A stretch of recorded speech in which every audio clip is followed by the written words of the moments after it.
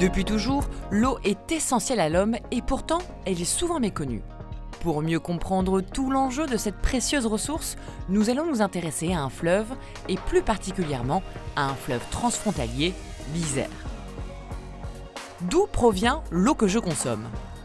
Eh bien, sur le territoire, la ressource souterraine est peu productive. C'est pourquoi 90% de l'eau que nous consommons est importée depuis l'Audomarois et l'Avesnois, à partir des forages de Blandec et de Ringhem. L'eau est gratuite, alors pourquoi dois-je payer une facture ? Tout à fait, elle est gratuite, mais pour qu'elle puisse arriver jusqu'à notre robinet, plusieurs étapes sont nécessaires. Et on le comprend davantage avec l'Isère puisque l'intégralité de l'eau potable est importée avant d'être consommée, ce qui représente un coût non négligeable.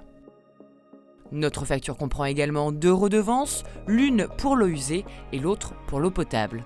Versées aux agences de l'eau, elles leur permettent de financer les projets de préservation de nos ressources en eau. Justement, dans quel état sont-elles ? L'Isère, dont les principaux affluents sont situés en rive droite, n'est pas de très bonne qualité.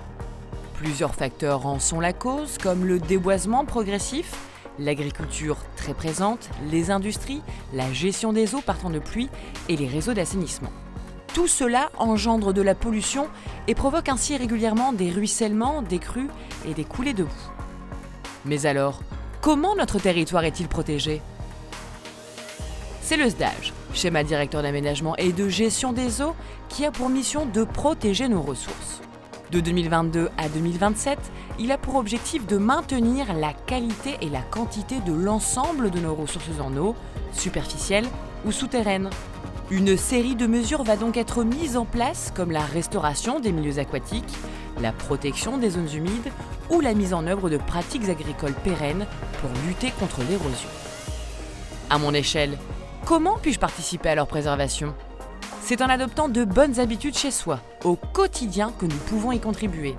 En installant par exemple un dispositif pour réutiliser les eaux de pluie ou en limitant l'utilisation de produits chimiques. Vous pouvez d'ailleurs retrouver une multitude d'exemples et de bons tuyaux sur le site agissonspourleau.fr. Alors rejoignez-nous, likez, partagez et agissons ensemble pour protéger nos ressources en eau.